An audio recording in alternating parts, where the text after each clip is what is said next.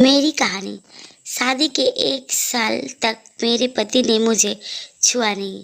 उसके बाद जो हुआ उसने मुझे हिलाकर रख दिया। मैंने अपनी शादी में सभी चीज़ों का स्वीकार किया, लेकिन बावजूद इसके मुझे अपनी शादी में हमेशा कुछ कमी लगी। ऐसे में जब सच्चाई मेरे सामने आई तो उसने मुझे हिलाकर रख दिया। इस बात से बिल्कुल भी इनकार नहीं किया जा सकता कि परिवार में लड़की के पैदा होते ही उसे शादी का सही मतलब सिखा दिया जाता है। मुझे भी बचपन से यही सिखाया गया था कि शादी एक पवित्र बंधन है जिसे हर कीमत पर संजो कर रखना चाहिए। शायद ऐसा इसलिए भी क्योंकि मेरे माता पिता और भाई बहन की मैरिड लाइफ बहुत ज़्यादा खुशहाल थी। यही एक वजह भी है कि इस तथ्य पर विश्वास करने लगी थी कि जिससे भी मेरी शादी होगी उसके साथ मैं कदम से कदम मिलाकर चलूंगी। लेकिन मेरे साथ ऐसा नहीं हुआ। समय के साथ मुझे समझ आया कि कैसे हम दूसरों की खुशियों की परवाह करते हुए खुद की खुशी को दांव पर लगा देते हैं। दरअसल जब मेरी शादी हुई थी तो उस समय मैं केवल 26 साल की थी। अपनी शादी को लेकर मैं बहुत ज़्यादा एक्साइट थी।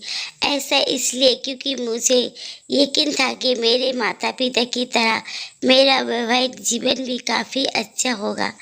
उन्होंने मेरे लिए एकदम सही इंसान चुना होगा जो मुझे हमेशा खुश रखेगा। लेकिन मैं नहीं जानती थी कि मेरी किस्मत में कुछ और लिखा था।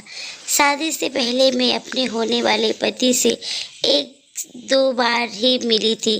वो काफ़ी शर्मीला और शिष्ट था। उसे देखकर मुझे लगा कि वो मेरे लिए एकदम परफेक्ट है। मैं अपने फैसले से काफ़ी ज़्यादा संतुष्ट थी। मेरे पिता ने भी मेरी शादी बहुत अच्छी से की थी, लेकिन शादी के पहली रात मेरे साथ कुछ ऐसा हुआ जिसने मेरी ज़िंदगी को बुरी तरह से हिला कर रख दिया।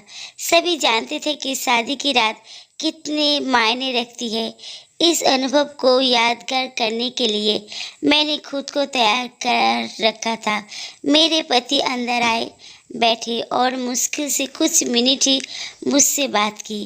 उन्होंने यह कहकर बात खत्म कर दी कि वो थक गए हैं।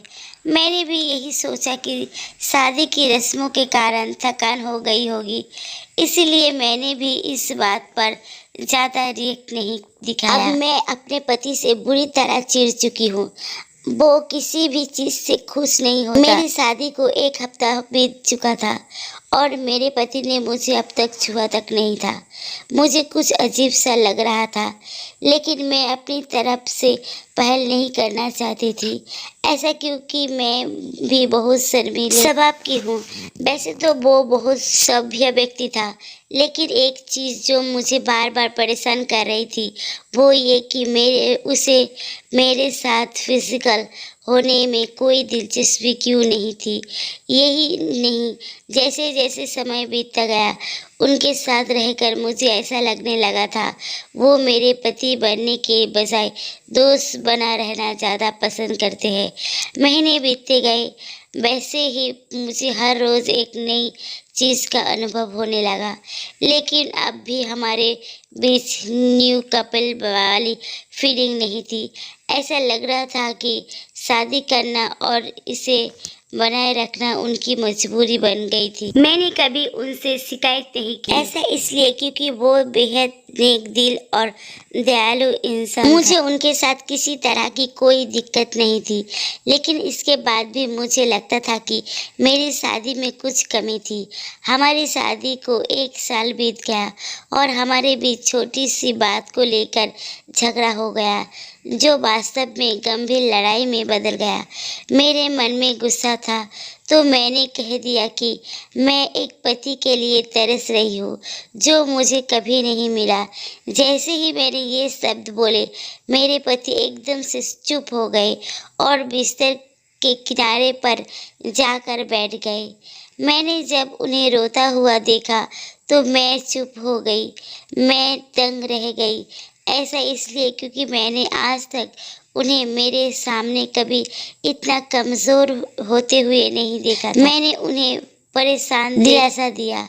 तभी उन्होंने मुझसे माफ़ी मांगी और कहा कि उनका इरादा मुझे चोट पहुंचाना का बिल्कुल भी नहीं था, लेकिन उन्हें महिलाएं पसंद नहीं है। मैं कांपते हुए अपनी जगह पर खड़ी हो गई। उन्होंने कबूल किया कि वो सबलिंग है। मैं कुछ समझ नहीं पा रही थी। मैंने फिर से पूछा कि आप समलिंग हैं? तो उसने मेरी तरफ देखा और कुछ नहीं कहा। मैं यही सोच रही थी कि मेरी शादी बस एक दिखावा थी। मैं बिस्तर पर चुपचाप लेट गई और हकीकत से भागने के लिए सोने की कोशिश करने लगी, लेकिन अच्छे से जानती थी कि ये सपना नहीं है। मेरे पति पुरुष को पसंद करते हैं।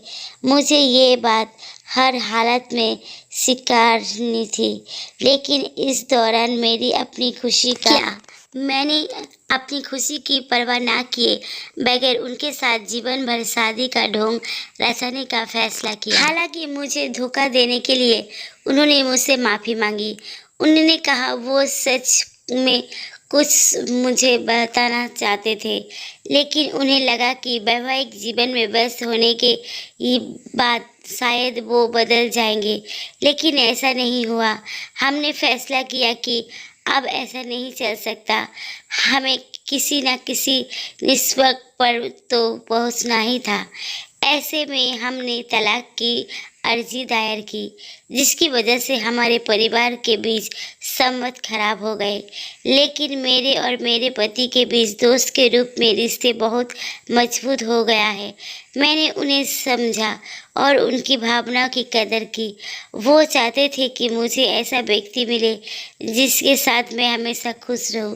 हमारा ये कदम उन बंधनों से मुक्त करने के लिए जरूर था जो हमें दुखी और अधूरा शादी में जोड़े रखना चाहते थे। लेकिन मुझे खुशी है कि हमने समाज की परवाह नहीं की, बल्कि अपनी खुशी के बारे में सोचा। सच कहूँ तो आज मैं बेहद खुश हूँ। कहानी अच्छी लगी हो तो लाइक कमेंट ज़रूर करें और हमारे चैनल को सब्सक्राइब करना ना भूलिए। देखने के लिए दिल से धन्यवाद।